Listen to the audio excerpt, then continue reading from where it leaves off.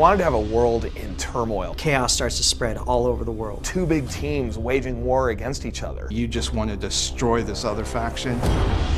End of Nations really began as a core idea. What would the very near future be like if the economy actually did collapse? If, the world really gave rise to a military power that controlled everything? We wanted to have a definite villain, which is the Order of Nations. Under the guise of a goodwill mission, they start providing the peace and stability that the world's governments are unable to provide. And before anyone realized it, they had the power. Now they feel that their one world order is a very good thing that's key to the success of the planet. But there's a lot of rebellious forces because the Order of Nations strips you of your civil liberties. There's a lot of forces that want their freedoms back.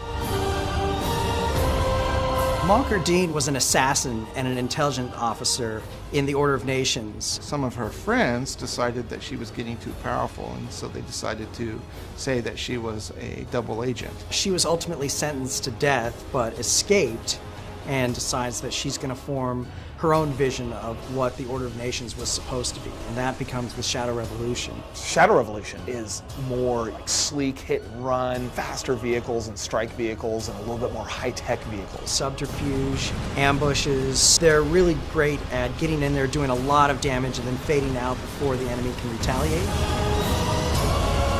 The Liberation Front is more about your democracy. They believe in honor and integrity. They believe in the way things were. The Liberation Front was a culmination of several different resistance movements started in the United States. It took somebody like Alec Chase, who was a war hero, to kind of unite these different resistance groups. It was when he was reassigned to quell a riot in Miami that he went AWOL because he refused to turn against his own citizens. Then he teamed up with Mary Dickinson, who was the deposed Lord Chancellor in England, and together they formed the Liberation Front. The Liberation Front, a lot more big traditional heavy-duty tanks and aircraft and hardware. They look for the straight-up fight. They're not the types that hide in shadows and duck around corners. They come out with all guns blazing.